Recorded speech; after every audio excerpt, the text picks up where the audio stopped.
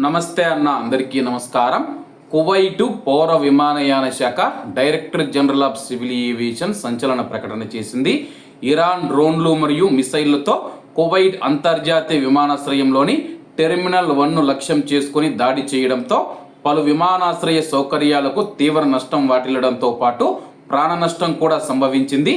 ఈ నేపథ్యంలో director general of civil aviation బుధవారం తన యొక్క అత్యవసర ప్రతిస్పందన ప్రణాళికను అమల్లోకి తెచ్చినట్లు ప్రకటించింది.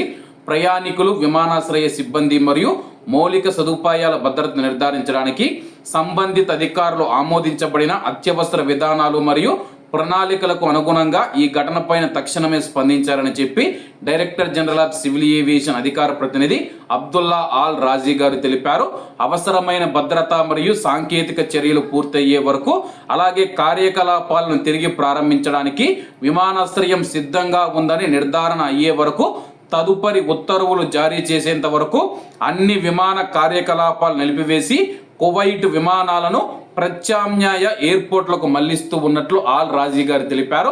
ప్రస్తుతం తదుపరి నోటీసు వచ్చేంత వరకు కువైట్ ఎయిర్పోర్ట్ ను మూసివేస్తూ ఉన్నట్లు director general of civil aviation అధికార ప్రతినిధి అబ్దుల్లా ఆల్ రాజీ గారు అయితే ప్రకటించారు. ప్రస్తుతం కువైట్ ఎయిర్పోర్ట్ కు వస్తూ ఉన్న విమానాలను ఇతర విమానాశ్రయాలకు తరలిస్తూ ఉన్నాము.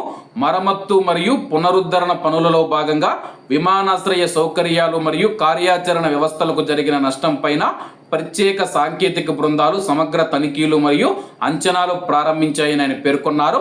ప్రయాణికులు మరియు ఉద్యోగుల భద్రతే తమకు అత్యంత ప్రాధాన్యమని చెప్పేసి ఆల్ రాజీ గారు నొక్కి చెప్పారు. అదనపు సమాచారం అందుబాటులోకి రాగానే ప్రజలకు తెలియజేస్తామని ఆయన ధృవీకరించారు.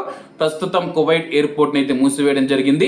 ఎప్పుడు ఓపెన్ చేస్తారంటే కానీ తదుపరి నోటీసు వచ్చేంత వరకు, పరిస్థితులు చక్కబడేంత వరకు విమానాలు నడిపితే ప్రయాణికుల యొక్క ప్రాణాలకు ఏమీ కాదని చెప్పేసి నిర్ధారణ అయిన తర్వాత విమానాశ్రయం ఓపెన్ చేసి విమానాలు నడుపుతామని చెప్పేసి director general of civil aviation ప్రకటించింది. కాబట్టి అందరూ బాగుండాలి, అందులో మనం ఉండాలి. అందరికీ నమస్తే అన్న, జై హింద్.